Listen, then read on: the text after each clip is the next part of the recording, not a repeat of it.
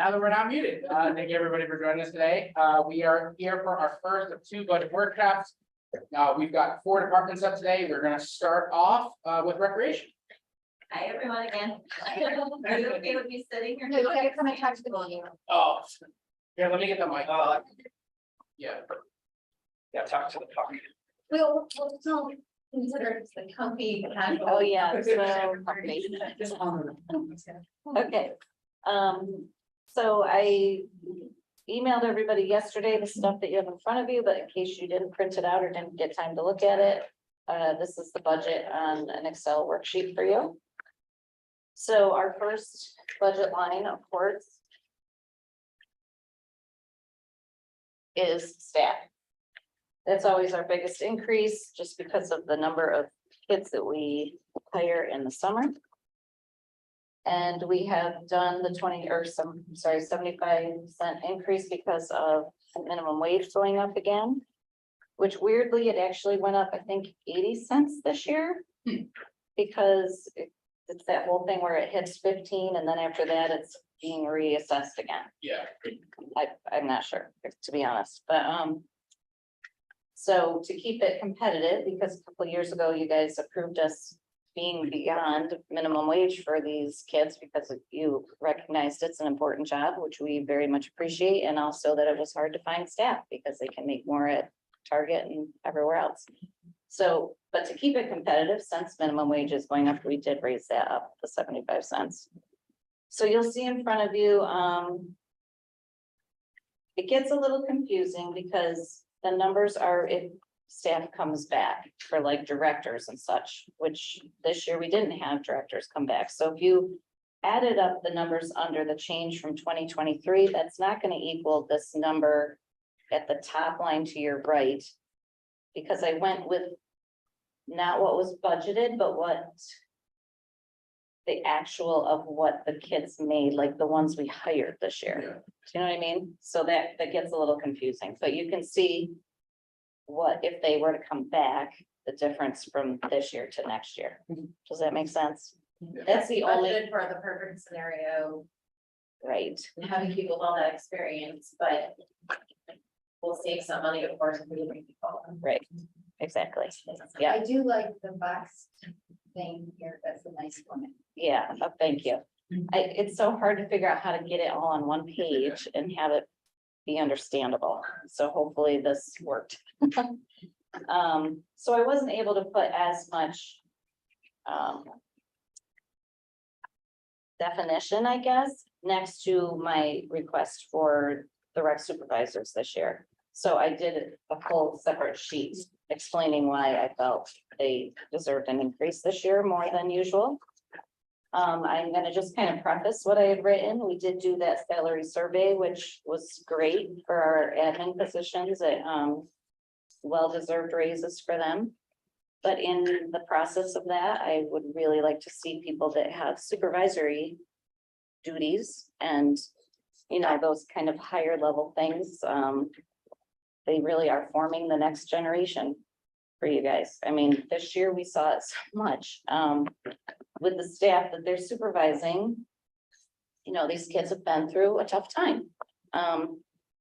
So they're coming to our jobs, not really maybe at the same level that kids did in the past that didn't go through COVID and didn't have that lack of socialization and leadership, and it was difficult, but also probably one of the most rewarding summers we've had to see the growth and to see them get some confidence in themselves and be able to lead, you know, kids and be able to speak to adults and look them in the eye when they're speaking to them. So this stuff is really important. And I just really feel that they deserve a jump in salary to show what they're doing for the community, for teenagers, for the kids, for our future, for this town's future, because these kids could grow up and work here and, you know, they're getting their start here.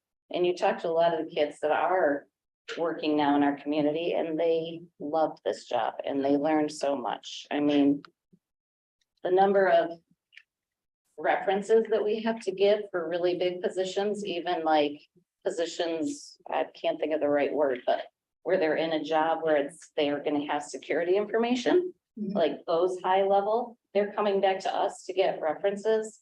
That's when you feel like, whoa, okay. We had some really smart, really good kids working for us because they're doing big jobs now. So anyways, that's a big part of why I feel that this 1 year should get a jump. If any of you want to see the salary survey, at one time we were told you guys would all see it. I don't know if that ever happened. But it was a lot of work that went into that, and I would appreciate you all taking the time to look at what all three of us wrote as our job duties, so you understand what we all do and deal with and how changing our job is for us every year, every day. It's not a set thing that we're doing. You have to be very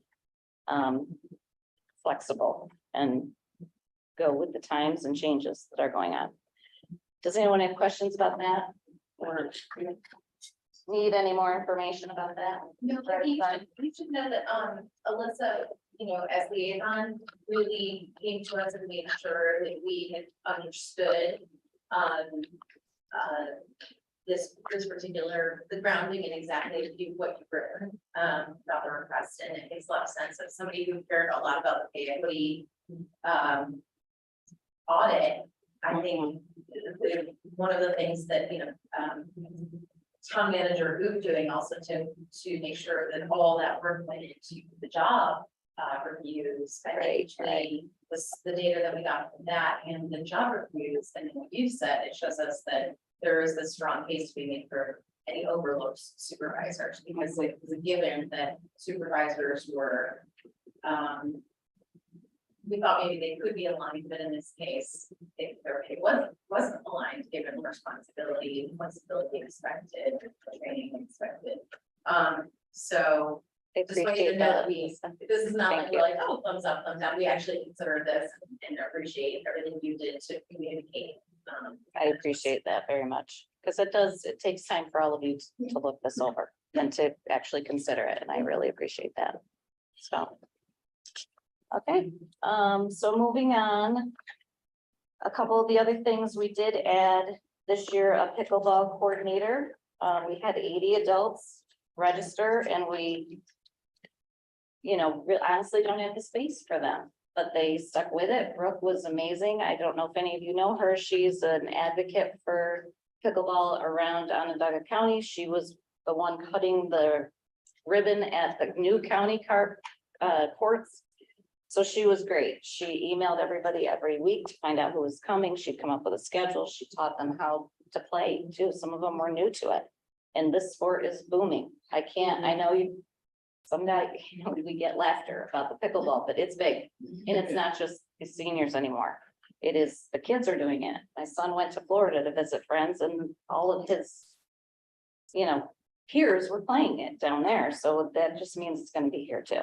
For all ages. It's a lifelong sport, which in recreation is huge to us. We love things that you can do until you're 80.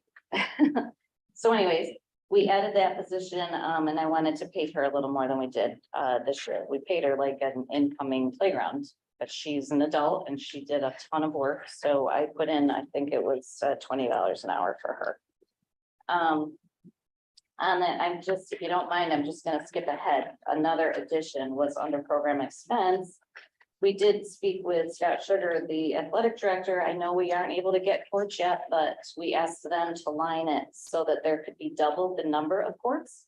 He was not able to do that, but he said, if you want to come pick up tape and get portable nets, go for it. So we're like, okay. So I did put it in here to get portable nets. If we have money left in our program expense this year for Eagle Hill. Okay, that's why. Mhm. Yeah, on the tennis courts themselves, what they can do is make two courts out of each tennis court. What they are doing now is just making each tennis court size of a pickleball Sure. court, but you can do them crosswise. And then So you that get would double our the courts. resource, right? So that we could really service these 80 people that have signed up more efficiently. And probably will end up getting more. So that was added to the program expense side, and like I was starting to say, if we have money left over, I'll probably get a couple this year with any leftover money, so which will help with next year's budget. Anything else? Under the swim staff, I did add one more, possibly WSI, because if we could get another one, we still had kids on waiting lists that needed to get in. I was able to get another WSI for a second session this year, so you'll see our income's a little higher than I projected because we could add another class and people were thrilled. So I will continue to keep recruiting and hope we can get in another class for next year. Any other questions on staffing? Anybody? Yeah. In reference to your notes about the supervisory, do you take advantage of any of the mental health first aid training courses that are available to these supervisory folks, just in light of what you mentioned about the unique challenges of bringing kids back to work and supervising kids who come through kind of a I have not, but that's a great idea. very low cost, very Yeah. minimal cost. Do you have resources that you could forward to Yeah, me? for sure. That'd be great. I would love It's a that. great program. People really get a lot out of it, Yeah, I mean, I would like to. go too. particularly new supervisors and Yeah. people in the situations you're describing. So Right. yeah, won't affect your line call. Just Okay. Curious. That's a great idea. It's always, We can check for it too. yeah, To the training. okay, Training Institute. Yeah. They have some as well. That are currently available. Yeah, there's usually two, there's an adult and a youth version, so. perfect. That would be great.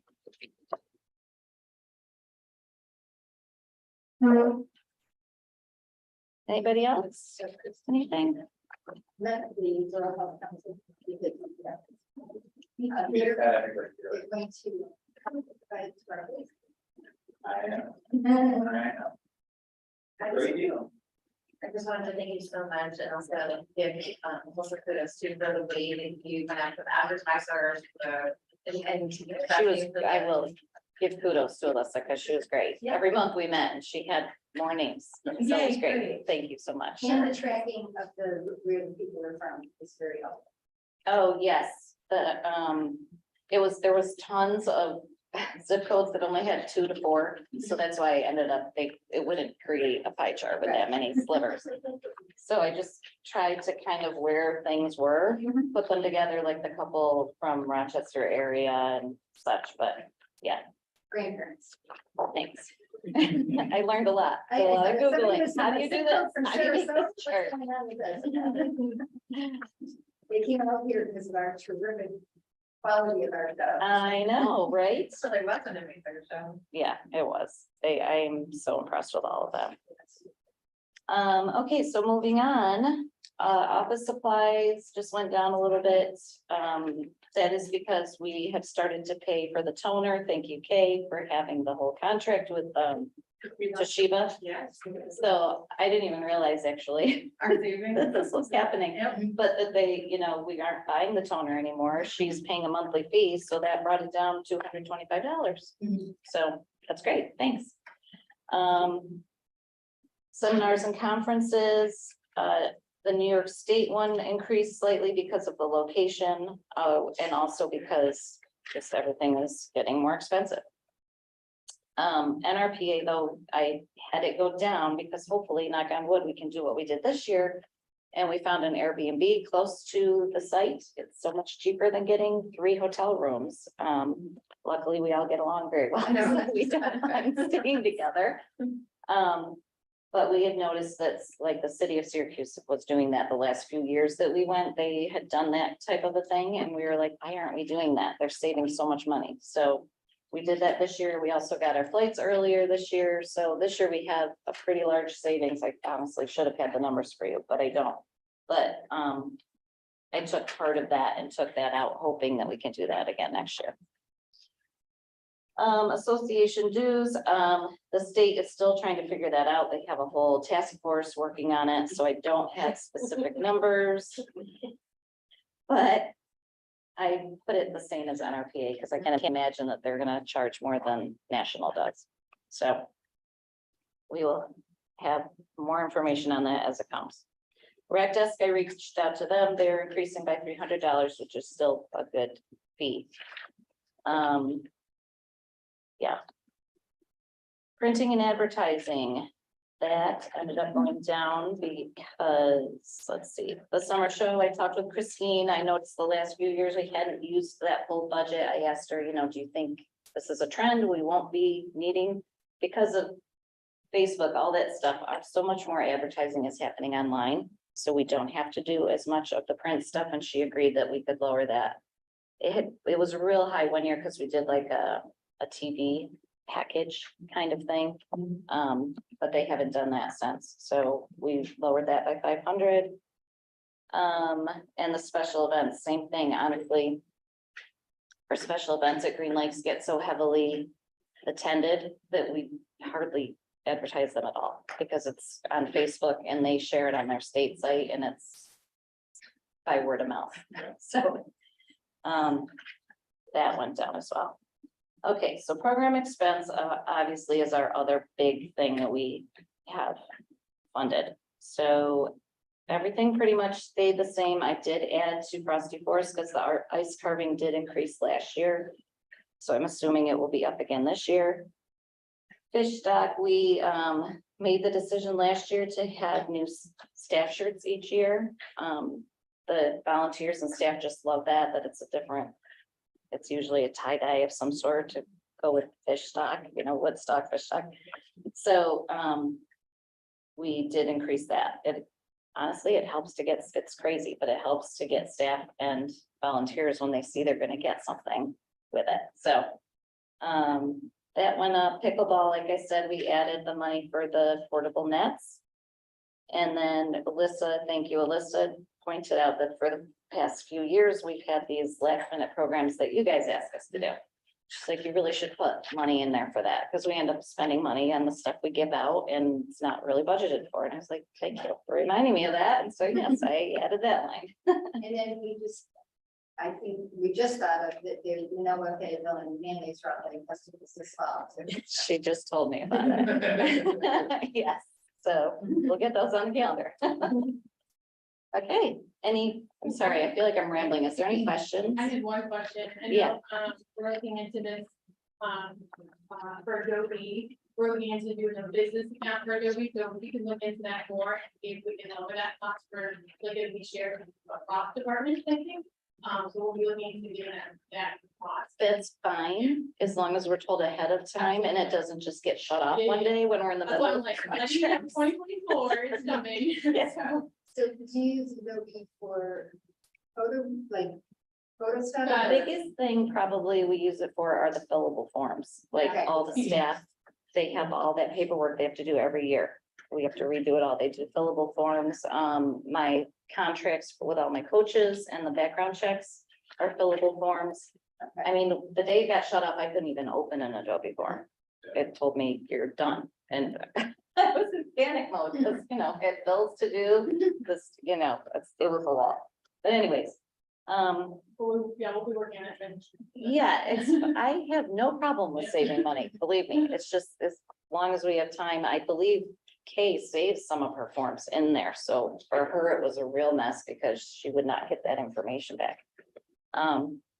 So yeah, I'm totally fine with whatever you want to do as long as there's preparation and we just don't, maybe not right in the middle of summer. Yeah. Anything else? Okay. Thank you. All right, mileage went up slightly just because of the location of the conference again. The cell phone, I did this year put 50% for the full-time staff, all 12 months.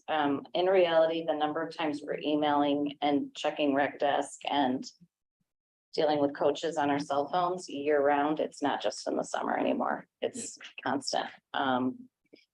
For just the full-time staff, and then keeping the line for the part-time staff, our directors, assistant directors. Because we're communicating with them all the time and they communicate with their staff that they have under them.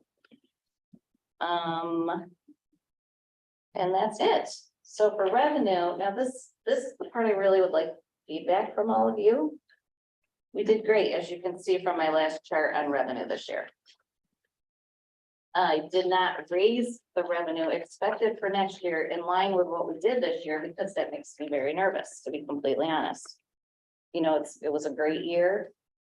But you just don't know going forward if it's gonna continue, so I don't wanna bank on that, but I guess I'm looking from you guys, how much. How much do you feel is a comfortable amount? To add to our revenue? So I guess first question is, are any of these increases in revenue this year, are any of those in your mind an anomaly? Like a new program or something that changed or?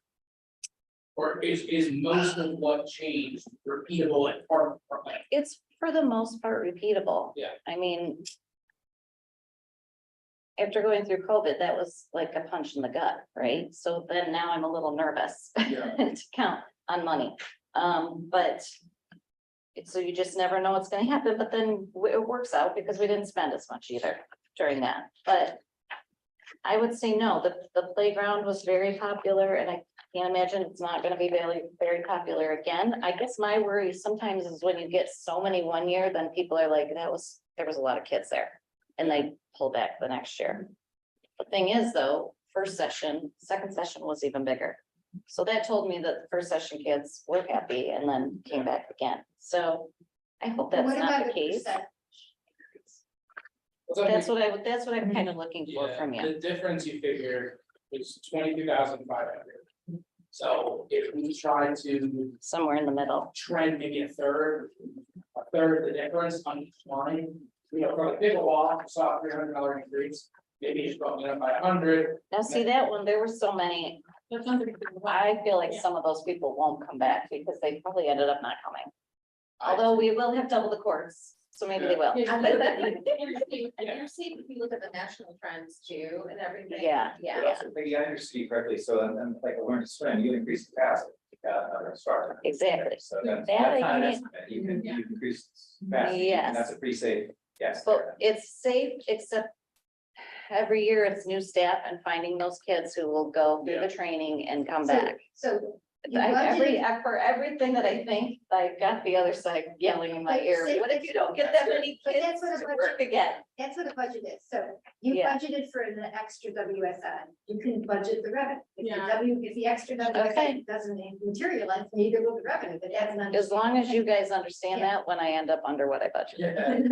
Well, why don't we do this? Why don't, maybe we sit down with Alyssa. Yeah, We'll go through, we'll get an understanding of where we increase the capacity, okay, make sure the revenue matches that. And perfect. then anything that's, we're just seeing a tick Well, up in and see, trends. that's a great light bulb moment for me. This is my 30th year and like to hear it said that way, Yeah. that you did budget more for this, you should do the revenue. Yeah, but we'll have a quick chat. It's We'll make just sure that these numbers. When you're are in line. looking at hiring kids that, But I That's would scary hope to we would budget for 80 or That's what I think. 85,000. Yeah, I would say 80 at least, and like too, the more your revenue goes up and then increases to your budget, then the percentage, right, Right, goes down, right. so it's not. as clearly, right, right. And that's That part I good for us. understand, I just, Yeah. I don't like. Hey, Angie disappointing. Beckwood.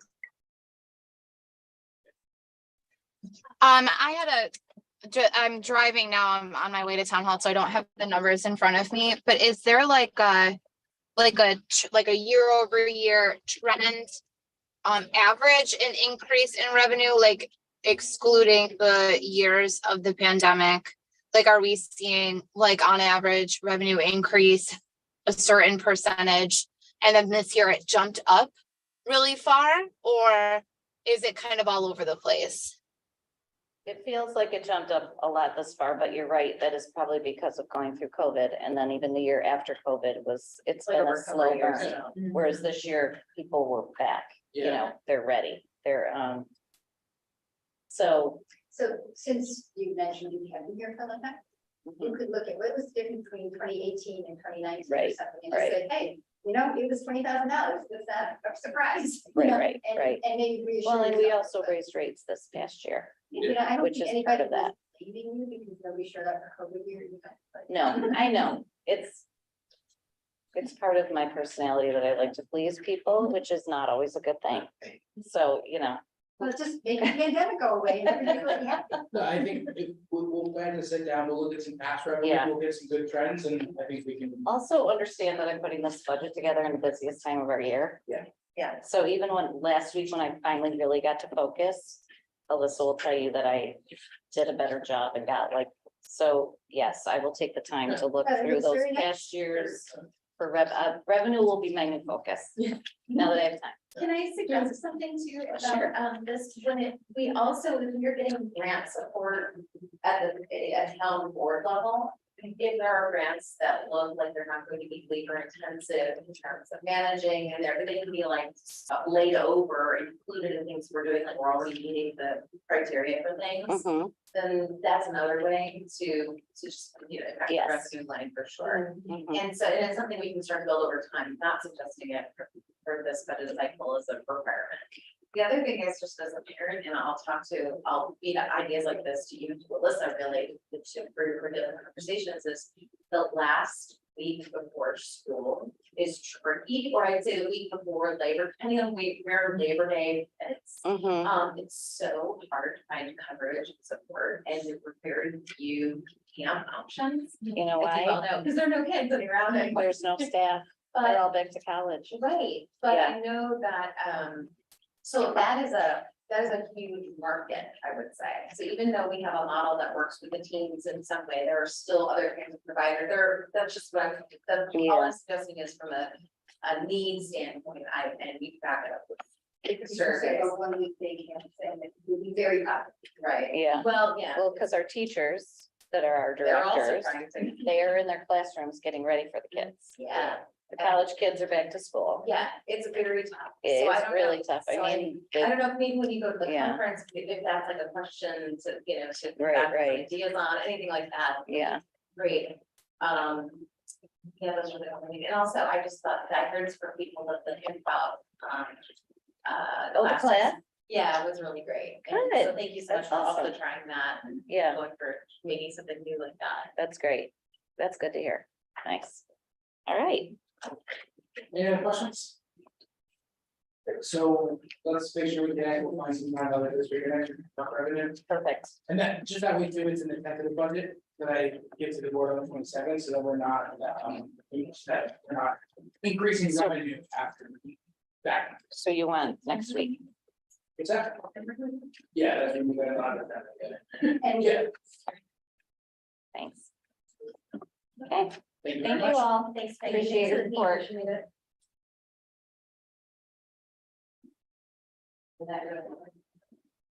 Hey, you always be $10.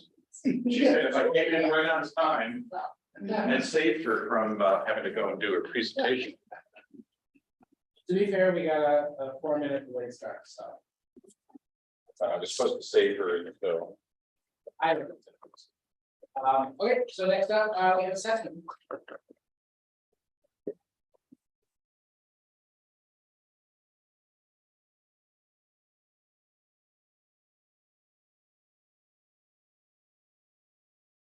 Well, you got here.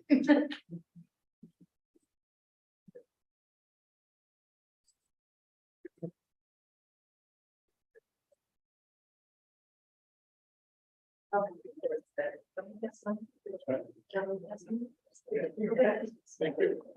Thank you. I know. we have somebody.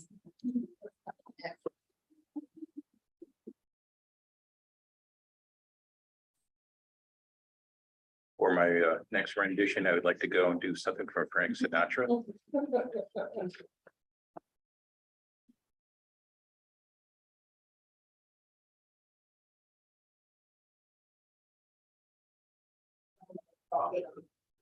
Thank you. You're welcome.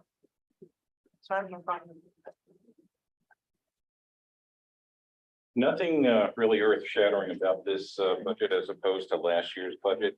The personnel is up 3.9%, 3.98. Pretty much across the board, there was a 4% increase. I will talk about one salary in particular in a minute. The equipment, the only change there is it's a one-shot deal. I'm finding myself sitting in my office way too much, and I need to be standing and getting off my back end. So I did put money in there for equipment. That's what the big increases there. The contractual, that was more of a reality check, going back and looking at the actual expenditures for the past year and where we are. There is one added expense to that. That's that senior second notice. That's a legally mandated mailing that we have to send out now. It's another unreimbursed mandate from the state. Thank you very much. Supplies have stayed pretty much the same. The seminars, no big change there. The dues, the only change, the major change there is the paying for the staff to be members of the State Assessors Association. That's where we're getting most of our training. And by being members, we actually get discounts on that training. And that the discounts actually will add up to the actual increase. So it's an offset.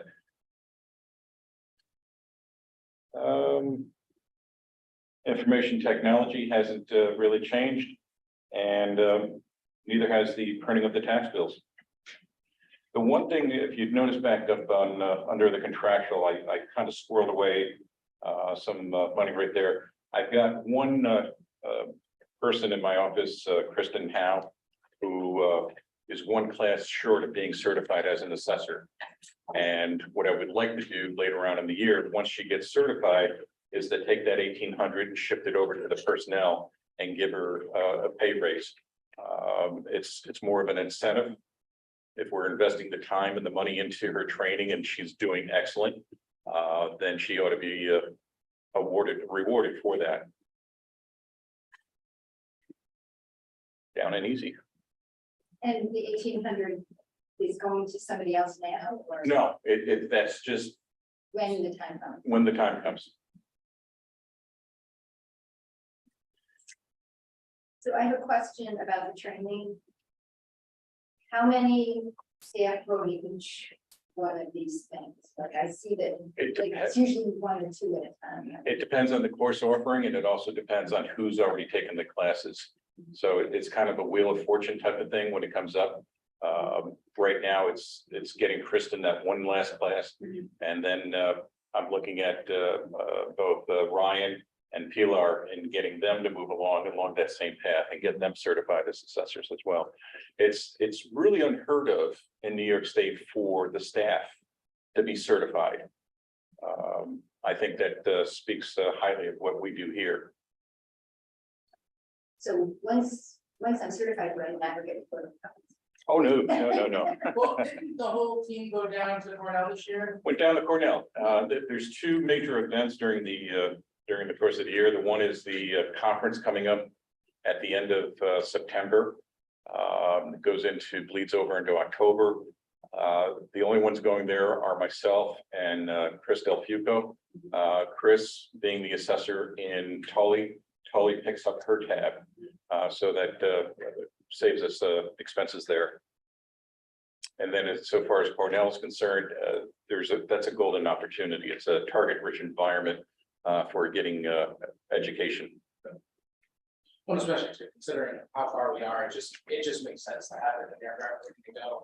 Especially too, if you bring the whole team, everyone has opportunities to network, learn things, bring new things back. You've been there. That's true. It's excellent training. And you did all of the expenses for seminars and conferences this year, or were good? Other than, it looks like you said $100 increase. Correct. Good. I think you might have covered this, but under contractual, what's the $1,800? Stipend. Kristen down below, yeah, look at the very bottom of the page there. Essentially parking and incentive. Yeah. Oh, correct. that's- I like that term, parking and incentive. Oh, that's being. And then I know, last year, this year, your office did, other standing desks, everyone else have a standing desk. Everyone has a standing desk. That's actually the increase there for a standing desk for me is out of pure jealousy, to be quite honest with you. And I wonder too, like how budget is this year, is there anything extra that? If there's room in this year's budget to do that or not?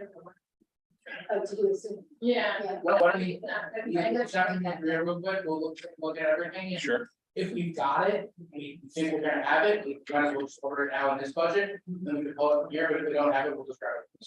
Agreed. And then what about the GIS? Will there be any expense? No. So no, that'll, will come out of, IT, information technology will, because that's, it's gonna touch so many different departments. It doesn't make sense to make one finance department for it. And I don't think we even have the data, like I say, there's- So it would make sense. Yeah, I think that's better. yeah, yeah. Down Yeah, line. once you have something that the three departments are using, it makes a lot of sense to have it in general. Yeah. So we print tax bills in-house? No, No, county does it. the county does it, right, but and that's what they ask us to pay that. They've been charging $2 per parcel per year to each one of the municipalities. And that $2 per parcel has been the same amount since I first started being an assessor up in Cicero in 1995. Wow, I hope they don't get hit with those. Yeah.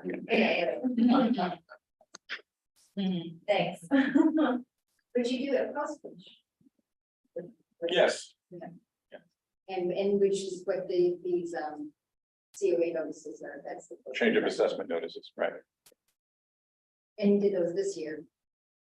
I mean, We already did those once for this year. yes, We- unless you want me to do it again. No, it's too late now. Any questions? Comments? One thing we did.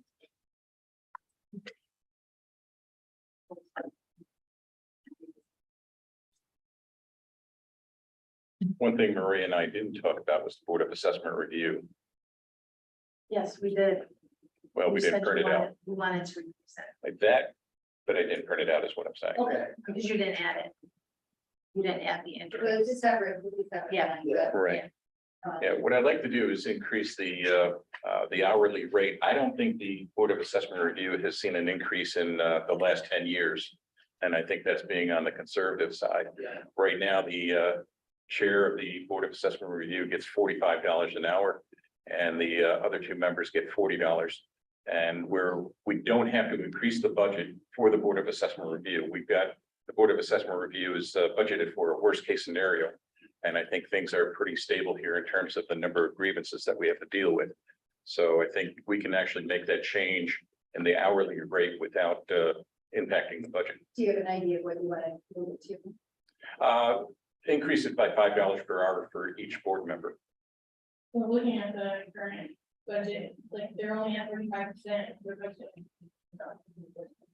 So there's room. So it's there to do it. Oh, it's, I mean, the whole board, Budgeted for five. but even then, 35% is, we found your desk. I think. But that's good, is that? I think that's good, because we can pull the two for the desk out and pull it from that line, and then. We should be able to pretty easily absorb, we figure $15 over, we're paying a total of $125 an hour, so $15 increase. So the only thing I would be curious of is what other municipalities are do, just make sure like we're. Can you check them? Sure. We didn't ask for that in the, Oh, the question it's is. my work survey, I can put an email out to the supervisor. instead. That would be good, because I'm in a couple little researches and it varies a lot, like a lot. Yeah, Yeah, I mean, I think some of them are. Yeah, some are long there. But then it also for this board to remember that we are going to add two more people. Oh, yes, we need to,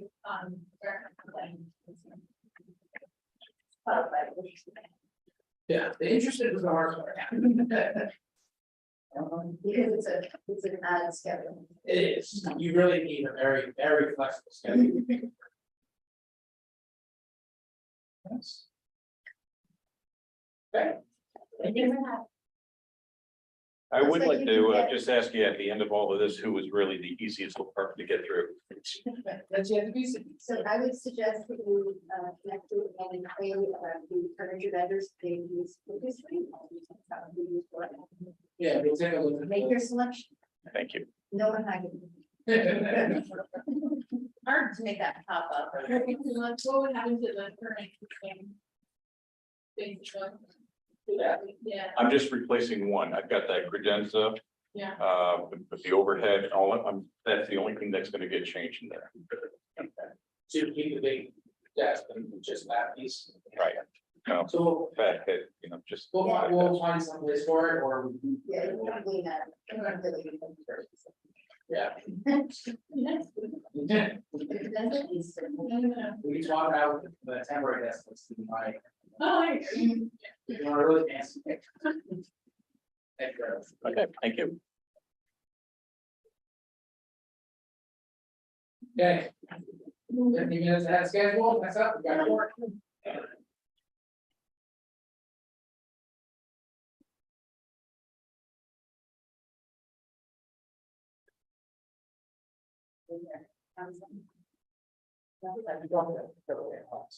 No.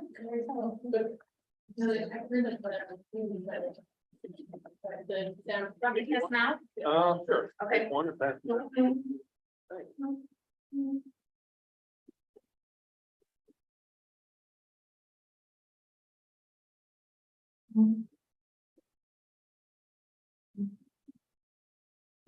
Yeah.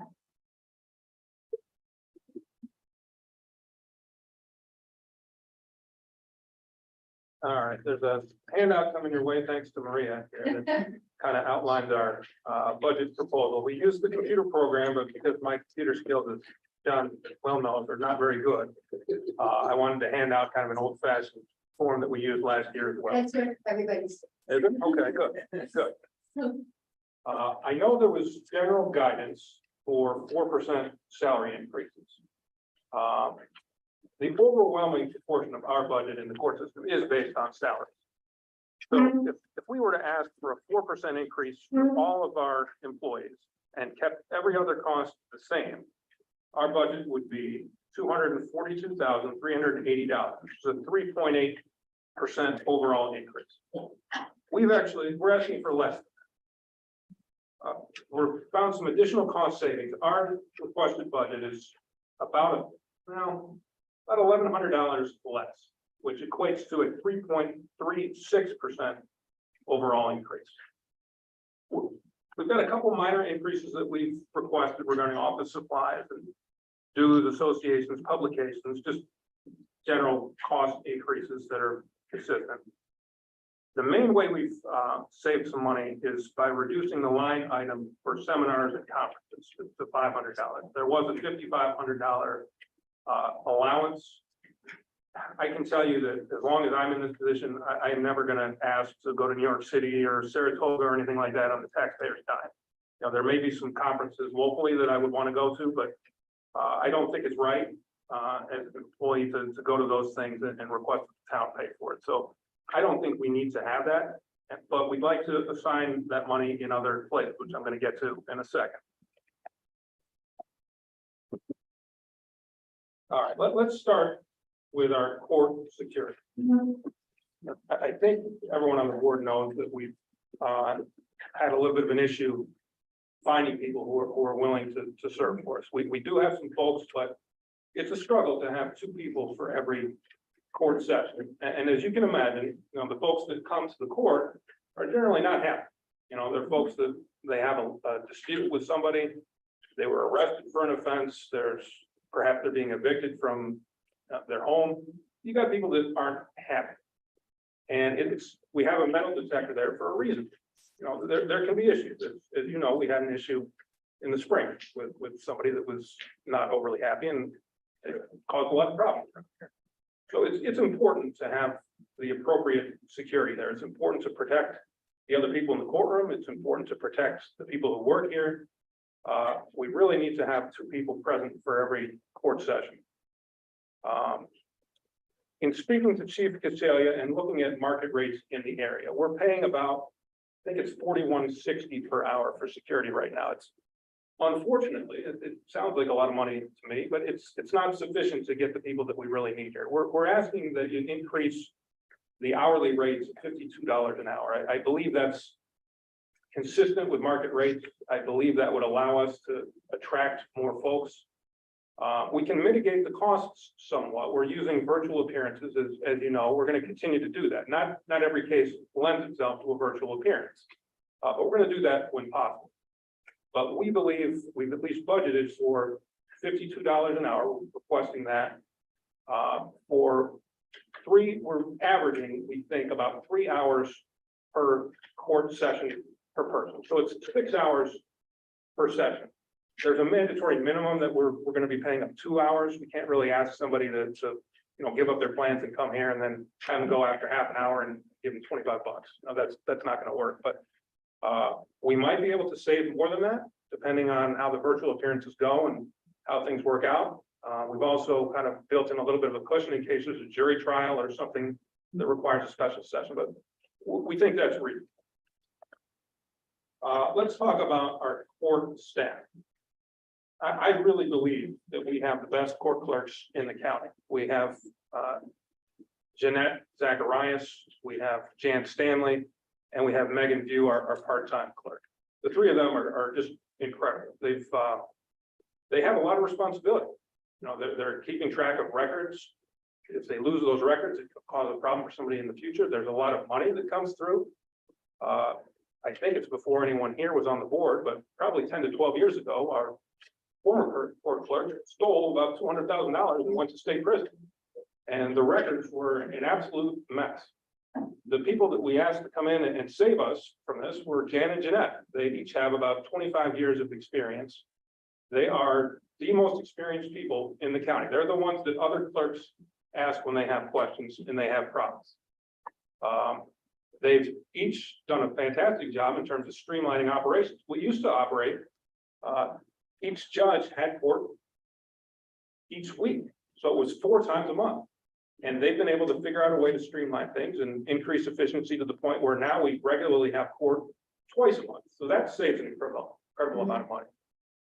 You don't have security you have to pay for on those days. So they've also obtained grant money for things that have saved the town money. New furniture, they've modernized the courtroom. There's plenty of other things they've done before I came on that frankly, I'm not even aware of, but they've done a fantastic job. So again, they are the most experienced court clerks in the county. They've each, our full-time folks I'm talking about, they've each been doing this for more than 25 years.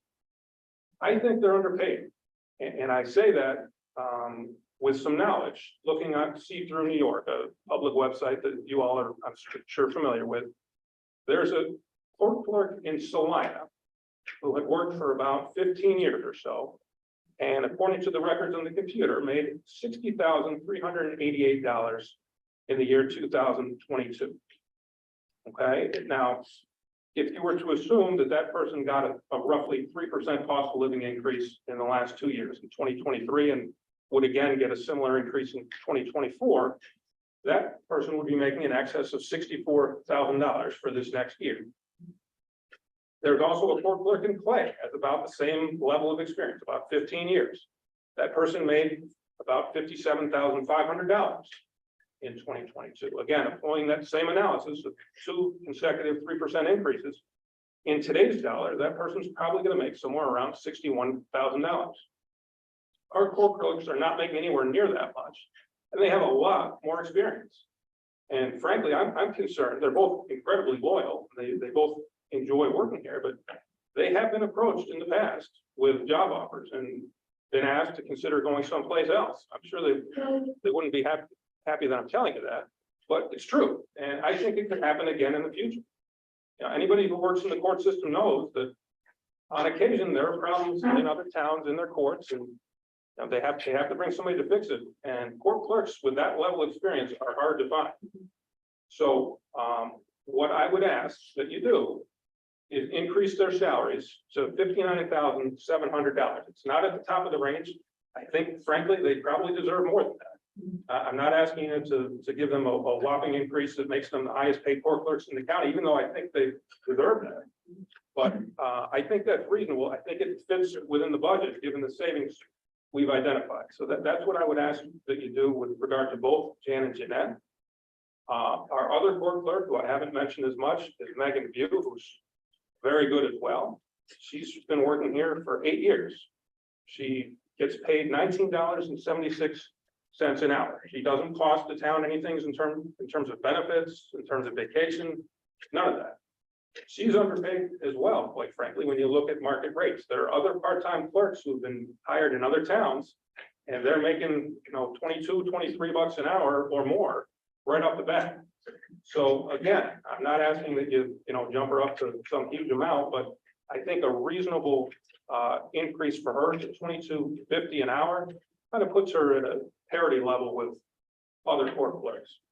And again, it fits within the budget.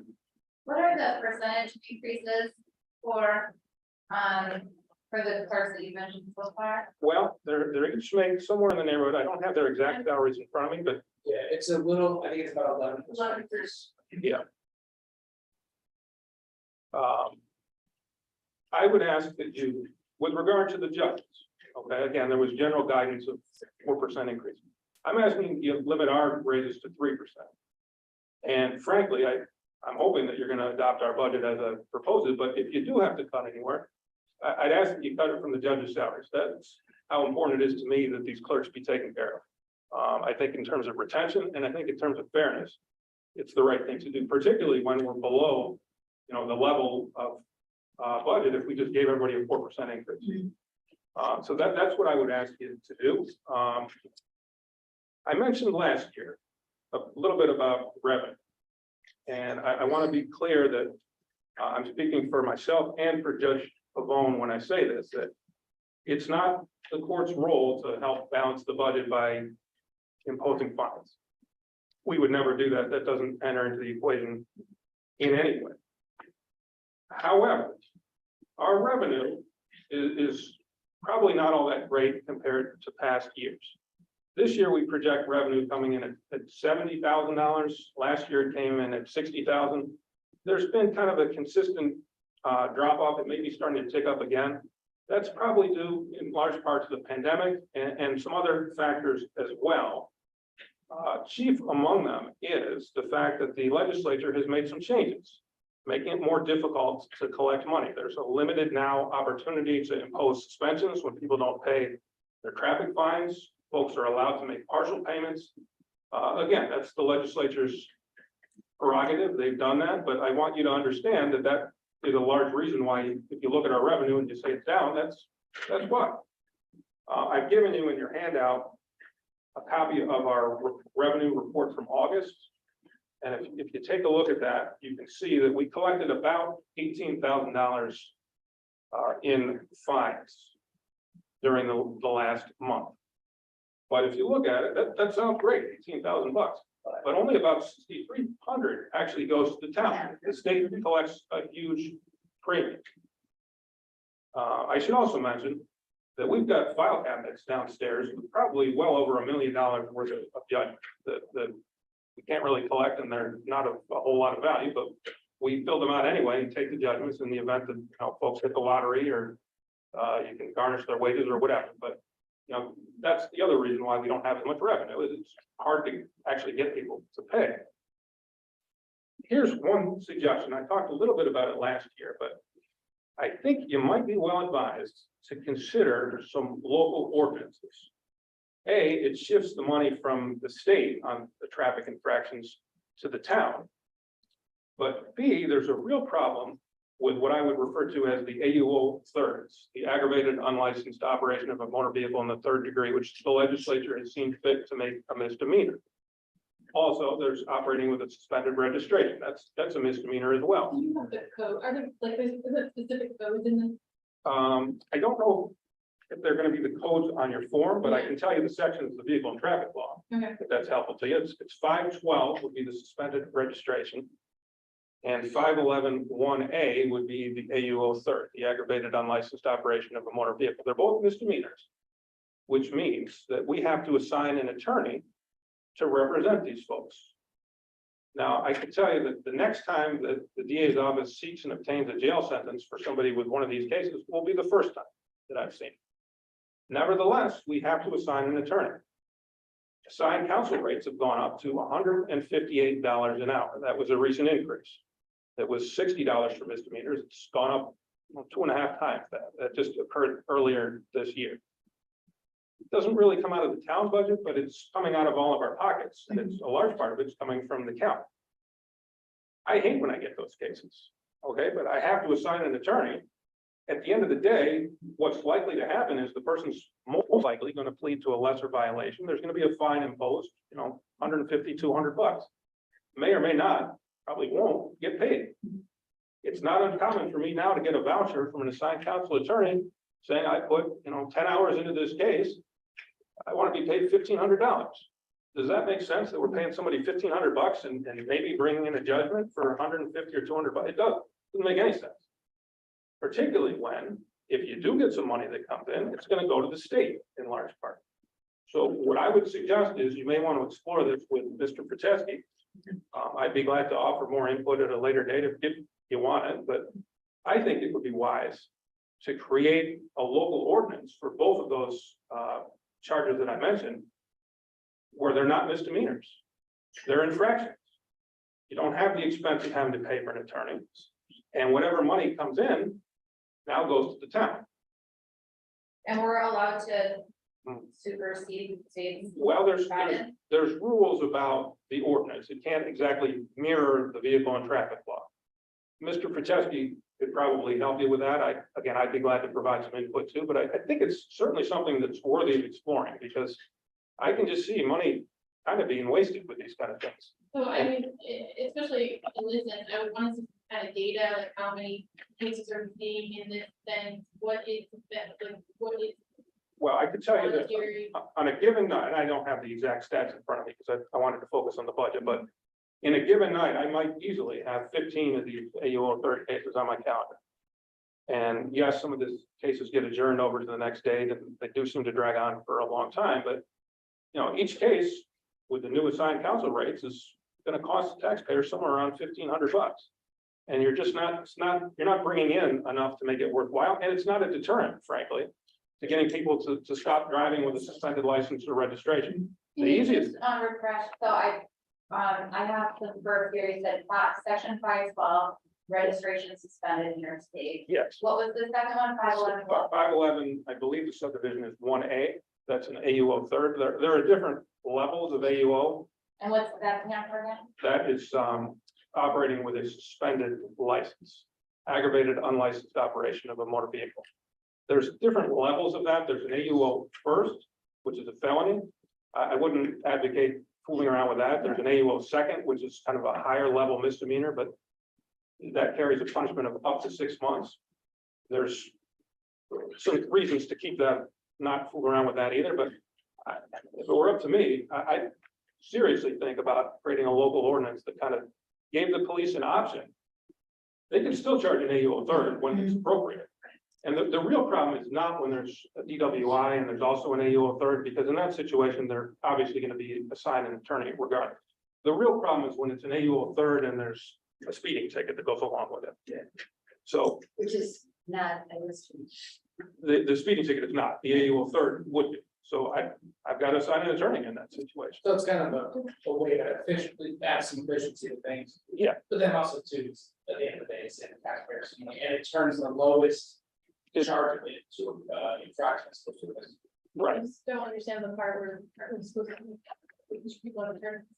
I'm sorry, I didn't. Yeah, so, and I think that's the conversation kind of, she said, isn't it our responsibility to make sure people have attorneys? And I think in this situation, what we're doing is we're looking at how these violations are handled. And if it is an infraction instead. Right. It's. There's no right to an attorney on an ordinary speeding ticket. There is on a misdemeanor, but And they're being treated like speeding tickets. they're being treated, that's exactly right. They're not being treated as if they really are misdemeanors. So I'm not trying to deny or deprive anybody the right to an attorney, but I think that this is something that we don't have to get too Yeah. far into. No. I think it's I agree. interesting. I think it's something we could definitely look into, but we could perhaps talk to you more. And It's something you want to think of, not just.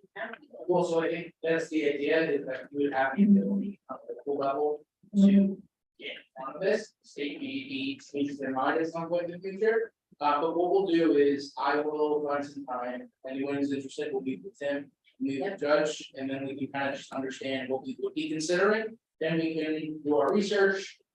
We'll at least see what would we be considering first, and then if we're interested, we can move forward or not. Then we get the data for.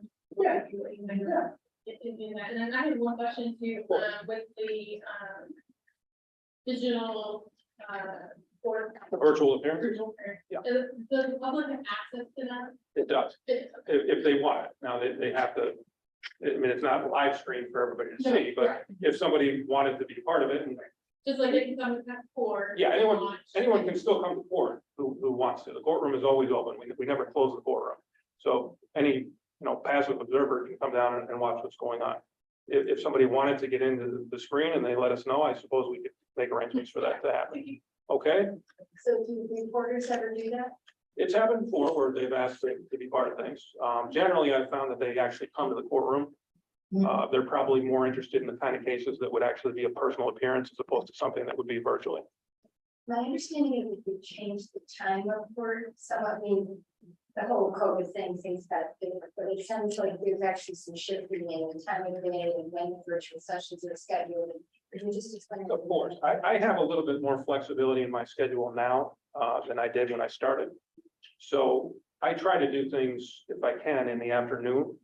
I find that it's more considerate to the attorneys as well as to the litigants. So we normally will start our court session at about 3:30. If I have kind of somewhat unusual things like a small claims hearing or perhaps a contested landlord-tenant case, we'll start earlier in the afternoon. When I did a jury trial this past, I don't know, maybe it was February or so, I started in the morning. I started at 9 o'clock. Again, I don't think it's right when you have a town court to expect folks, particularly prospective jurors, to work all day and then start a trial at 5 o'clock at night and stay in the courtroom until 11 o'clock. I don't think that's the right thing to do. And fortunately, I have enough flexibility that I can do that. So that's why there are more things going on kind of in the afternoon than there were previously. I'm sure there's some attorneys that appreciate it. I hope so. I will tell you, the attorneys like the virtual appearances too. It's, we're not getting too much pushback, I can tell you that. Okay, well, thanks very much. I appreciate everybody's time. I know you'll look at this with an equitable fashion and do what you think is right. Okay, thank you. Is that? Yeah. You know, I was just thinking, Tim has been asking us to get him on. Every time I talk to me, like, I haven't had. Obviously, the time. Oh, definitely. He said the other room, he's gonna be like. "It's been a lot of-" If you see that, you can ask him if they're testing like this. I'm glad you brought it up again. We talked about this last year. Just sort of an abstract. We might look into it. I think I understood it on the last year, this year, I clearly got it. We'll ask for some data, how many of those were doing on, what they're usually accompanied with, what other type of charge. And then from there, we can also see, You probably have events, they have a ticket. Well, even like, When you say that they're going into taxpayer in general. So DA is never going to jail someone for these things on time, is what he's saying, he's never seen that in his career. What happens is when somebody gets charged with these, they come in, they're assigned an attorney, and then it gets lowered pretty much immediately anyway. If it's there in conjunction with something else that's more serious, then they already have an attorney. Help us not leave money on the table for the town, and at the same time, we're only creating some more pressure on the side council. Right, but it's great. So then, they have to pay the fine for the smaller fraction already. We have to pay the 1,500 before they come in, pay. We pay for the attorney, I don't know, we have to pay for the attorney. But it's, we do in our Yeah. taxes overall. Yeah. Taxes, yeah. yeah, and then we're not necessarily getting that fine. Well, and yeah, that would, it's our ordinance, and we get 100% of If you get this problem with Boston State, then people cannot speak of those, we should have to learn. Oh, no, no. Yeah, it sounds like. We we should should all all be do in the- Yeah. We should find out if other towns have done this. The Center for Port Innovation probably has some thought on this too, and we can ask them. If you want to take a look. They can say.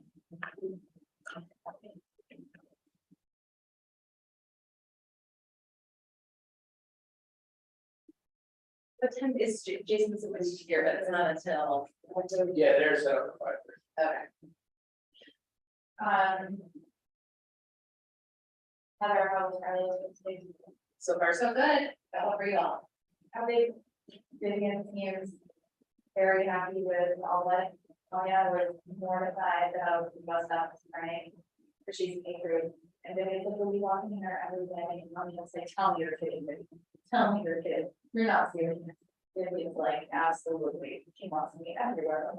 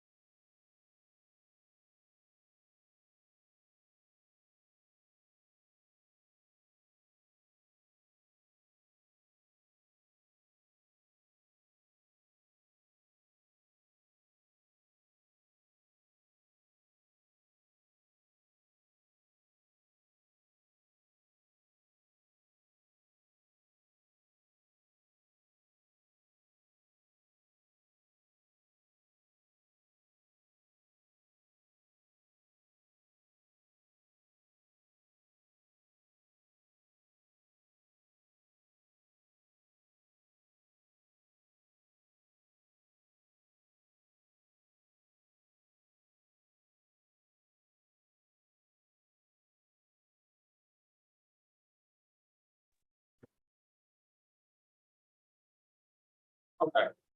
So we tried to make this as big as we could with it fitting onto here. So the first section we looked at is our 100s, our personnel line. Obviously, that is the largest chunk of our budget, much like most places. We anticipated a raise, we'll go over that in the next slide, but you can see really in the bottom, the main numbers to look at here are overall totals. This does include, and we're going to kind of go over a summary of some of the larger changes here. So it's an increase of $416,000 over last year, which obviously is fairly sizable. It's important to note that that's with an overall increase of 5% factored into the 100s. That's based on the fact that we are going into obviously a contract year, and we wanted to be putting something in there. What that number ends up being obviously is hard for us to forecast. Yes, sir. Or ma'am. Sorry. There's not a ton of people watching right now, but this is recorded, so could you explain what a 100 is? Yeah, so the 100s is our personnel line. So we break the budget into 4 sections. The 100s is personnel. And that includes everything from normal salaries to overtime, any incentives that are built in, longevity pays, things like that are all tied into the 100s budget. That also included the addition of 2 new patrol officers. I think as you guys all have seen through the staff allocation study, as we've seen through other things throughout time with our department, with us having positions that have gone into the school and not been replaced, we are in need of those positions. So the budget does reflect those 2. It also reflects the addition of 1 community service officer. That is at this point in time, it is still a civil service position, but that's not a sworn position. We have it slotted right now as part-time as an introductory thing. I think as we would certainly see with that position and probably could be justified right away, that really could be a full-time position. There's a lot that position could do. Mainly with social media assistance, helping with community events. Our community support unit, the rehaul of that, really have been extremely successful as far as community outreach, social media and all that. But it's really taxed our investigators because they're in that same unit. So they're really kind of wearing 2 hats. So we're hoping that that position would help relieve some of that stuff, allow some of that civilian stuff to be done by a civilian and free up our current investigators to do, more criminal stuff. I think what's really important about that is some of our conversations about our measurements, our analytics. How do we measure our success of an organization? And a large part of it is our ability to close cases successfully. And we have a significantly young organization that takes a lot of time and needs a lot of education. As our members are not, and you heard me say it, plug and play. You take one, pop it out of a wall at 10 years, and you pop another new one, it does not work the same. It takes a long time to build the action for this sport. So when we look at this, the CSO position is what can we do to move some of the workload off of the people that have a requirement to do the things in which he had done in the powers of the office of a police officer require. And can we move that stuff over to someone that we not only could find some talent, but also use this as a recruiting tool. And part of what I see from a CSO's position is, now we have a cadet program. So you're trying to get 14 to 20-year-old kids involved. Well, these kids get to 18, 19, 20, they're in college or they're looking for something else, they still want a job within, looking into the police work. Our Explorer post, which is now a cadet post, has been the #1 recruitment tool that this organization has ever had.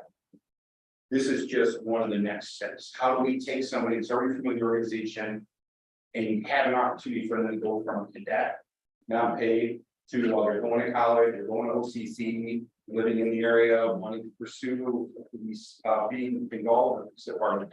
How do we grab on them early, give them an opportunity to succeed, keep them with us, and then as they take their tasks, become successful in the organization? That's also part of that. Sorry. No, absolutely fine. Gonna move on to the next section unless there are any questions on that. So the community services officer that they help to oversee the program you're describing. So, I'm just trying to connect what you're saying here. well, what I'm saying is this position would be connected to the cadet program. It would be an opportunity for our cadets to then move from that program to a part-time paid position, you should keep them within the organization. Gotcha. Great. It's kind of like what the city police department is doing, they're doing, But it's, they run off 20 or 30 years, it's still successful. not as important. But there is for both. I think I misrepresented that, so you had it right. Yeah, I think I'm not, here's how it. Not perceived. What's interesting too, is I'd like to see how that works, because that would definitely be something that if it's freeing up sworn officers to do other things, it seems like a no-brainer, so you know, having a civilian do that is gonna. Yeah, how you were describing that. I remember you described. Yeah, and what I love about it is that you're at an event, and so you are in touch with those cadets, you're part of it, but you're also. The way that people are freed up at events and the hourly costs of having people at the events, it makes a lot of sense. It seems like it's a way to gain and save at the same time. Child IDs, car seats, even being able to take non-criminal complaints in the front window. When folks come in, keep the police officers focused on the things in which that we feel are necessary for police. As we have reimagined the state of policing, what should policing look like, not only nationwide, but here in our own community? Where are we putting those components? Where should they go? And where do they not need? Can I just ask a question about the projected estimate for overtime? What's the calculus for that? So that was a little bit more of an increase than 5%, as you can see. With us looking at what we anticipate is going to become the new schedule, there were some overtime burdens bore by that we didn't see in the past. So between some increases of end of shift type stuff that we've seen historically over the last couple of years, that is where that came from. That data is still new, it's still raw, because remember, when did you start your So trial? yeah, we started it in January, and in June is when we started to identify that due to our staffing issues, the 10-hour was becoming a little bit burdensome and that overtime was going up. So around June, July, we really started crunching the budget and looking at our overtime expenditures at that point and use that to help forecast into next year. So obviously, things like if we did get the additional 2 officers, got lucky and were able to get them as transfers instead of as new hires and get them to start sooner, that may adversely affect that and lower, in theory, it would lower that. So. So that was my question, if there's new positions, why would it overtime, why would it go? So for 2024, you got to remember, we're anticipating those as entry-level positions. We would love to get transfers, but it's been difficult up to this point for us. We did just fortunately take on one from SU. We're constantly exploring new options, but it's become competitive. I'm sure you've seen Syracuse is paying $20,000 right now for transfer candidates if they qualify. So we kind of gauge that on if we get the approval, we send them to an academy. By the time they get out and they're done with FTO, you're talking fall of next year. So the hiring and training cycle of new positions is very difficult, but you pay them for the entire time they're in the academy and they're doing FTO, so they would need to be in the budget for salary. We're also 2 positions down. We are hopeful we're filling one through the current selection process that we're under. That will be 1 person in the academy, will be starting in November. So when we fast forward, we're still without that person. And we have the other, so even with the 2 new ones that we're requesting for this year, we can be in a situation where I'm not even able to fill them until a certain time. So a test is going on September 9th. Saturday. By the time we get the results, October, November. At least 2 months based on what we We'll see. start the selection process then, January, February, March, maybe in academy, April, May. So even then, we're beyond that, and those people are not useful to us.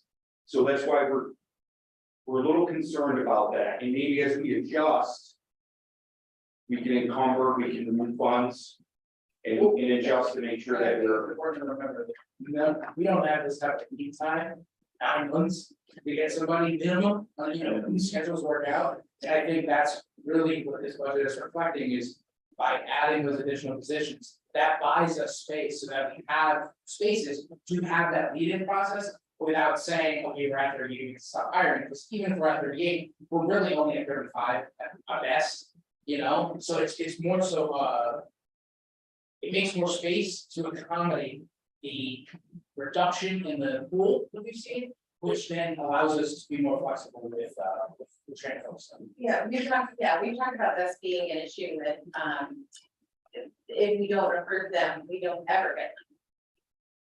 And we still have the overtime charges. Well, and I think it's, like, we need to have the entry level positions and we need to have the overtime. And the hope is that in the next budget after this, we'll have some better data. One of those will go down. Either we won't. Yes. Either one of the officers or we won't need to. And we have. Well, Right. And that's what was very difficult this time was I didn't want to forecast a budget that was then way over next year because something was missed. I'd rather account for what we saw in our overtime. As we've seen in staff allocation study, last time we were at full staffing for any period of time was like never. Yeah. So if we save 40, you know, hopefully we can get there and maintain that, but the period of time we actually have 40 on the book staying and actually functioning on the road. Even if we have It's 40 people, challenging. we're at 37 officers. I found it where you over that. Exactly. Yeah, it worked out. We do have pending retirements. So in 2024, which I don't get your thinking it's so close. I do, We'll apply the proper pressure. I do have a request. When we talked about 10-hour shift this time last year, there was a massive spreadsheet with lots of assumptions made. I'd like to see what was projected there, because it was projected that the overtime would actually go down. That's right. I'd like to see that compared to what you actually saw for real, and where was that difference, because this was. We want to take the problem. Yeah. Absolutely. Yes, we did have projections on how that 10-hour shift would work. Unfortunately, during that, we lost 3 officers. So at that point in time, it made the 10 hours untenable, and we were paying a lot of overtime to cover those open shifts. So the assumption made in that initial model was a set number of officers, whatever it was, 32, 35, whatever it was. And if that doesn't happen, the whole thing, So are we too small? right, that's what I'm. Yeah, Well, and so, Can I, so sorry. yeah, I would elaborate, because I tried to hammer this out a little bit in the study, it's kind of covered, I think, fairly well, but this is the problem, because I also was the director of the 10-hour shift proposal, so you'll know. 20 hours on. So the reality is the modeling is something like overtime 10-hour shifts is a reality of research from across the country. The reality for tons of concerns over a lot longer than a 6 or 8 month trial period, right? So we absolutely would see the overtime savings there. We certainly did not, and that's why I think we had to make the correction going forward to this one, so he's in the realm of being conservative about those numbers. But the reality is, for literally the entire 6 month duration of that, we were only at about 30 to 32 effective on the road bodies for the entire, not the 38 we're supposed to have. And that gap is what then resulted in us having to fill a lot more overtime than we would have anticipated. And right, some of those came as, surprising, we just lost people we didn't expect to lose. So the one thing I always caution is, I don't think we got an accurate trial period for the purposes of determining the overtime effect. well, and So we have to be safe here. yeah, to bring everybody into it too, we're 6,000 we being pretty short here. And the intention is to allow the contract to have a 10-hour shift that works when we're at given staff. And then rules that govern how we move to a 12-hour system, we don't have that stuff. So we've seen it in practice, we know that if we have our staffing, we would see those returns. But I think, again, like you said, there are 3 people that have it down. It was, if I may, just on the shift side, when we recognize that we met that, we had to make changes, we were lucky to have just a great relationship with our union partners. To be able to make that change, we made it within weeks. Yeah. We were able to stabilize very quickly. And what I also advised them that in doing so, we're looking to continue the experiment. But we also know that there's a number we have to hit. And that's what we're working on, the ability to do so. It all meets that, what we're projected to be able to hit that number around December 1st. November 1st, November 1st. Is where a time in which that we could turn that back on. And we'll be having a discussion. Oh, yeah. As time goes on. Somebody wanna have that, yes. Yes, yeah, we have 4 coming off. Yeah. On December 1st, 1 coming off. So I think that's why I think it's important that if we work with the PA to get that flexibility, we will see, we will have a potential to see how that 10-hour shift affects the overall. Can I ask an unrelated question? Do we have this type of special meeting at 6? Because we only have 15 minutes. Or do we have flexibility with that? Yeah, we're good. Okay. Okay, oh, great. But we have one slide here. And how we're gonna show. On that. This is the biggest one though. Yeah. Honestly. No, I think. Yeah. Absolutely. We'll wanna talk about vehicles a little bit. Okay. I do have another question though, I want to forward 0, why did we? I was training, So training pay, that's 0, you said? yeah, 0. Okay, so that is 0 because the intended, with the 10s that we intend to go to, training is now built into the normal schedule. Okay. So that used to be a So separate it is check paid out, 0. correct, Okay. yes. And one of the fascinating pieces of the 10-hour, due to the way it sets up for us, is we are in the process right now of building our anticipated training regimen for 2024, which are going to be, it's basically a hyper training, small vignettes on a continual basis of all a number of topics. By the time 2024 is done, I want to be able to continue to take this young course and just keep propelling it forward as fast as I can. And by using everything that I can leverage. And part of that opportunity that Ken gives us is the opportunity to provide that training. Constantly, Yeah. And everyone's based on. every day. Yeah, and it's not just, a lot of it is not going to be based sitting in a seat. Much of it's going to be based in practical application, getting out in small groups and doing these things prior to going on patrol and then breaking and going out. And reviewing, so. Anything else on the? Yeah. Hey, what was that? He's not. Oh, he's not. So the next one is 200s. Like I did in the last one, I'm just kind of skim through these numbers, then I have a little more detailed breakdown on the next page. This is definitely where, when you look at the bottom number, it's the biggest hit. But we're gonna explain a little bit of why that is. So the regular 200 there, again, 200s is our equipment line. Typically, we routinely will see vehicles in there. Any other large expenses over 5,000 that are gonna last, I think it's 5 years or more is the way we do it, also go into this category. So we have the 4 patrol cars in there. As you can see, that in and of itself is a significant cost increase. We did add, and we are trying diligently currently, as well as for next year, to pursue a hybrid option for our take home or investigator fleet. We'll discuss a little more of that, and if you guys have questions, we can get into that. I have the new EV truck in here, and then we also have 2 other sections down below. Trailer repair, we have our 3-speed radar trailers, one of which has the nice message board, which gives us real-time data, gives us the ability to dial into it. A lot of really good traffic data, as well as public education piece, if we have events or things like that. That's the only one that's functioning. The other 2 are not measuring data. Part of the displays are out and they do not have the same capabilities. So to upgrade both of those trailers, that's an estimated cost of around $22,000. That is something we can come back to on what you were talking about as well, though. And then obviously, if we go with an EV or a plug-in hybrid option, we need somewhere to plug said vehicle in. So based on a quote I got from a local electric company that came out that the Village of Manlius deals with, that's the price I was given.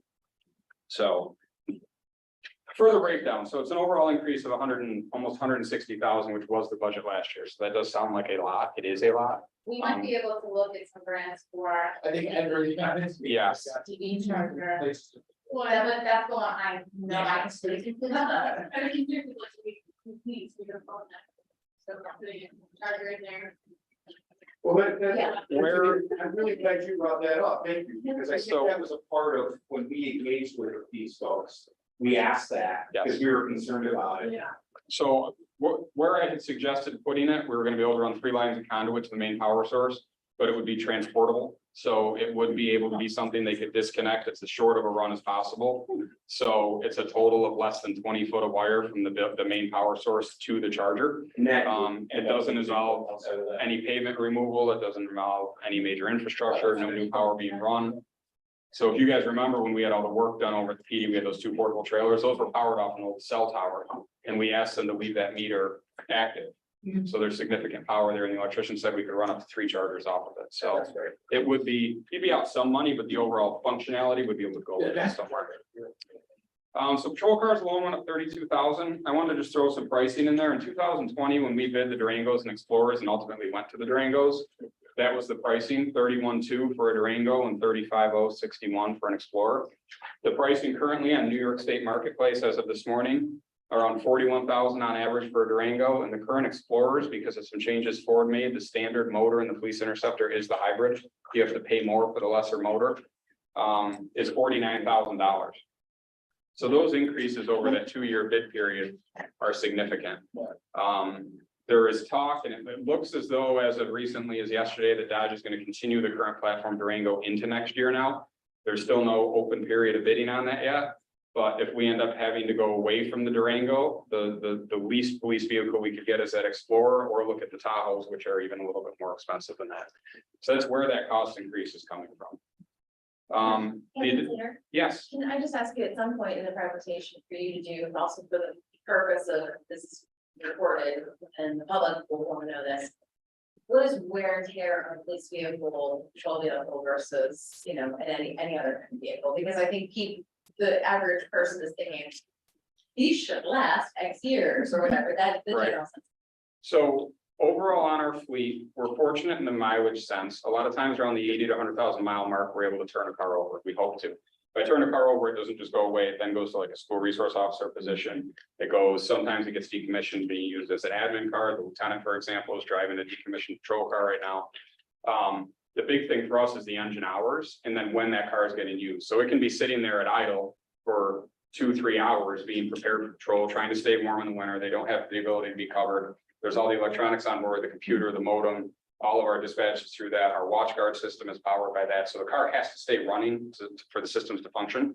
And then you're literally going from that nice idle to going to a call where you may be going extremely fast, trying to get there quickly. That's just not how cars are made to perform. And unfortunately, the days of like a Crown Vic or a police built vehicle with some of those extras are just really not there. These are just slightly glorified civilian vehicles. So they used to be built.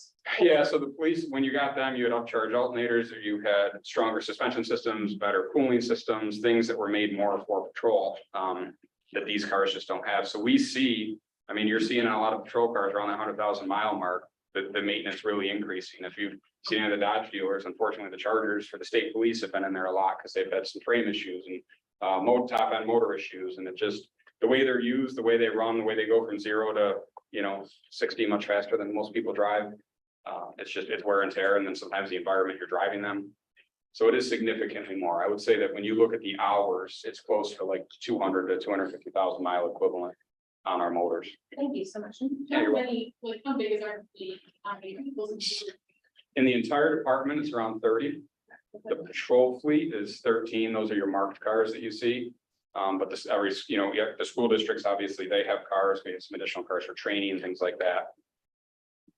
Now, one of the members of the Sustainable Families Committee had brought up that there is technology that we think we could either get a grant for or use ARPA money for, or some money for, that could be installed into the police vehicles that would keep the systems running, the computer systems running without the engine needing to be on.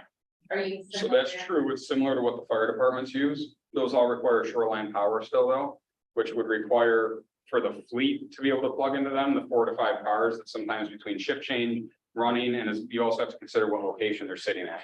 So when you're sitting, running radar, when you're sitting at a substation, but that system, the only one I'm aware of is a shoreline power one. It's what all the fire departments use. They have their trucks plugged in inside, their computers still running their modem. So when they jump in and start them, all the electronics are going. So if the police vehicle was at a police station, you're saying that would work? Correct, under normal climate conditions. Under winter or a hot summer like this, though, there's a majority of fire departments I've seen are all indoor. So they're able to have climate control in there. When it's air conditioned or super cold out, you would need to still leave them running because it only powers the onboard power systems. So it might not be a practical solution yet for. No, it could be like Maybe 5, not. 6 months. Maybe not practical for the entire fleet, however, where a supervisor has a supervisor vehicle that they come and go out of the police department, where there's other vehicles that need to be needed at. I would love to look at that technology and select what vehicles would be appropriate to be able to sell them and utilize. Yeah, but from the sustainability perspective, like the reason why this came to the sustainability committee is it's cutting emissions by not burning Yeah. fossil fuels. And then, of course, the town council reminded me the ones who, that also cuts expenses and reduces wear and tear on the vehicles, which I love the idea. very expensive over time. So we can, we actually have a meeting tomorrow, so I can bring that up to kind of bring up that conversation. So that would be great, and if we have a direction for us to take a look at it, or something new Yeah, technology wise, if you could kind of. one of our members did a lot of research on it, so I can ask her Great. something what she's got. That'd be great, because our installer, I asked him about the fire systems, and it was doable. It was around, I think, $1,200 upgrade on the car side. But the issue we ran into was the power side, Yeah. getting that power run, and the building we're in, aside from that outbuilding, which is not ideally located for multiple vehicles, you could get two ideally. That was gonna be the big dollar amount fee, was to get electric out to all those. Yeah, okay. I'll look into it and let you guys. Great. We added one CSU vehicle. We have consistently, and this isn't a dig, it's just finance of what it was. We've consistently asked for more than the 4 cars, and unfortunately, because of cost and your guys' responsibility to the community, I get it. Not been able to do that, but as such, between that and some other factors, getting a low battery. I may have to be my mouth. Our admin fleet, I'm gonna plug it in over here. Our admin fleet is in need of replacement. And due to some other factors, some of our patrol cars are no longer able to be passed on to that. So we did ask for the one to replace a 2016 vehicle that's currently in service on that side. That's the one that I'm hoping to start moving any admin fleet, any investigator or administrative fleet to be a hybrid vehicle. And that's why that's the hybrid ask. So hybrid, if you guys are all much more versatile in this, I've been trying to get myself up to speed. Bidding on them right now is virtually impossible. When you look at the police market, there's really only one hybrid police vehicle available, and that's the Explorer. I put out a bid for that last week and I've gotten 0 responses. I've gone to look at other dealers, but the Federal Highway Traffic Safety National Highway Traffic Safety Administration put into that law that noise that like the Hondas, like the Darth Vader, the other things.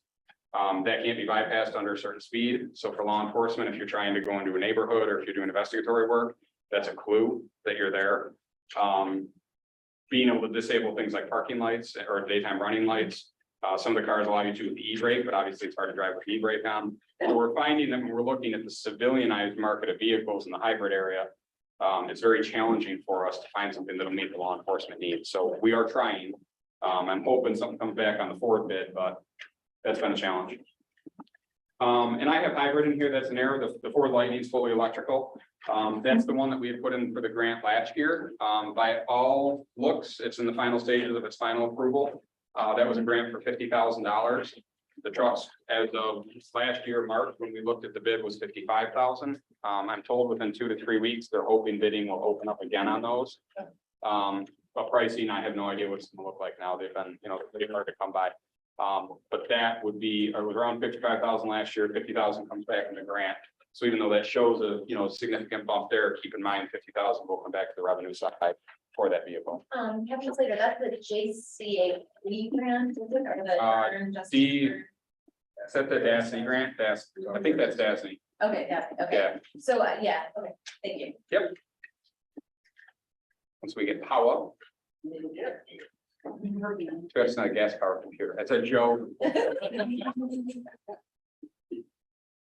All right, so the next section is our 400s. That's what the oil and gas industry. As you, I get my little plug from them later. The 400 section, this is the class view of it. If we went by line, we'd be here till like 9 tonight. So, this is the summary of each of the sections. 400s, again, for anybody, is all of our purchasing stuff. It's the stuff that gives us what we wear, gives us the equipment for inside the patrol car. Any of our office supplies, things like that we have to come on, weapons, like just about everything else you can think of when it comes to our uniform building, everything else, minus like police, obviously. you can move forward one, please. So that's an increase of 56,000 overall for the amount of things, as you'll see in that printout for 400s. And when you look at the cost increases of supplies, we did our due diligence to take away from things we don't need anymore. There are several areas where there's significant drops. There are other areas where there are pretty significant expense increases. One of which is $20,000 for the Faro scanner. I should have put the 400 subsection in there. I apologize for you. That's I can find it for you. That's one of the increases that makes up the total 56. That's a scanner we use with the town of DeWitt Police Department for crime scenes and motor vehicle collisions that are serious injury or death. It was a significant savings for us to be able to get on board with them with that, because we didn't have to buy our own. The chance of us both needing it, knock on wood, at the same time is limited, and they were gracious enough to let us get on board with them. But every other inspection, each department takes responsibility for, and the racket is $20,000 to have it mailed out, calibrated, and recertified. So it's our year next year to do it. Maintenance contracts is up general 12,000. Most of that's due to some investigatory tools.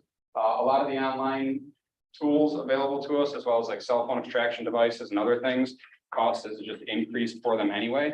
And with increased technology comes increased capability, but they charge you for that. So that's where you're seeing a majority of those cost increases. There are some things we gave up in there too, but there's still that net of 12. And then the largest increase, aside from that 24,370, is in the weapons section. That is for the remaining transition to the TASER 7 platform. Without getting too much into it, I'm not a DT guy, but it is a significantly more effective, and one would argue for the person it was possibly being used against, safer tool to deploy, because it allows you a follow-up shot immediately. If you just have a miss regularly, you're then forced to go to other weapons on your person. We've been transitioning over a couple of years now, and this will do the remaining of the department. That is a lump sum payment we put in for. There is the opportunity to lease them also, but we found that's cumbersome to manage the multiple weapons leases. So ideally, we would like to be able to upgrade the remainders to that platform. And I think another one after that, or is it? This is just the overall summary sheet of 2024 to 2023 in all sections. You can go on to the next one. Kevin, so Yeah, quick question on the 400s. yes. We just need to be educated about dry cleaning and bidding for it and all the rest of it. Like, could we just like start a social enterprise where someone just like sets up job and does for the police department at this point? Like, Yeah. looking at the cost of things. So it has gone up. We used to use Cardinal Cleaners, they closed. We, at that point in time, it was about 2 years ago, went to both the Wit Dry Cleaner, Brian's Cleaners, and another one. This is a contractual thing that's in the contract. Right. So Thank we have to meet that. Yeah. And this was the best price, and it's literally right next It's door. to right, us, right in too. the plaza there. Correct. Okay, Yep. great. It's a local business. So step A of that is, like I said, it's a nice benefit, but it Oh, is yeah, a but we can. contractual benefit, so. We know the Brian's Cleaners is doing very well in the town. Yeah, it's great. Yeah.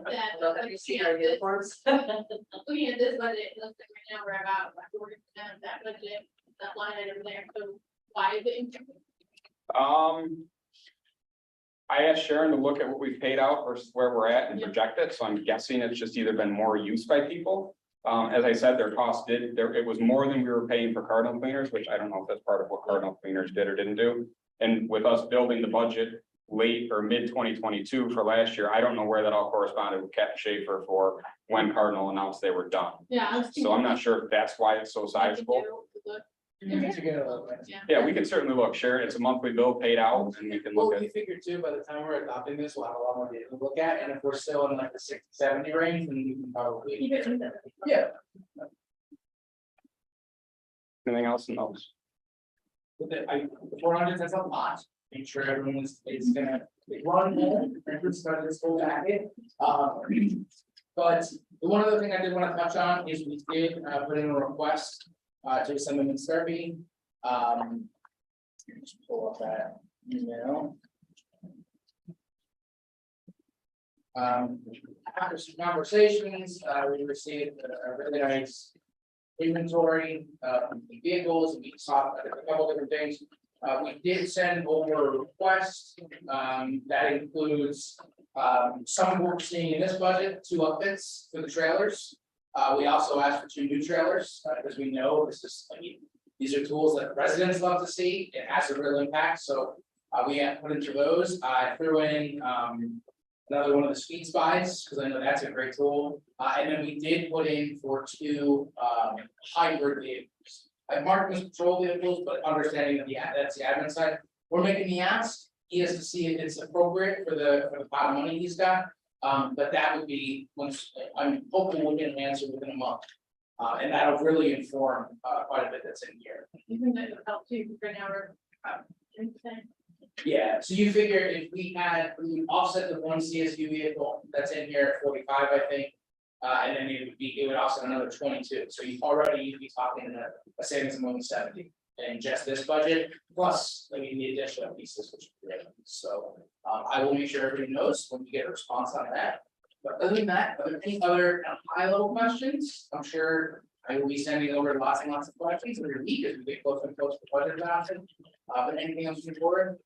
Nice to you guys last year and your experience of what it's been like this year. Yeah. We should probably say thank you. Well, thank you. It's been a trying year, not just for us, for average. So. We just, We look forward to those two episodes. yes, we do.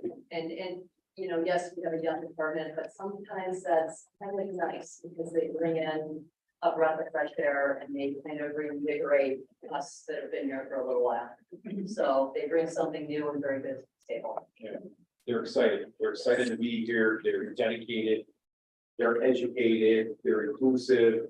They're just exciting to be around. And I think what Tina's talking about is the same thing that, you know, I've talked about before with you, is that it makes us want to come to work. Thank you for everything. Thank you. Thanks for your time. Okay, so with that, we will adjourn the first two budget workshops. The next one will be next week, September 13th, here at 4 p.m. and on the one of the other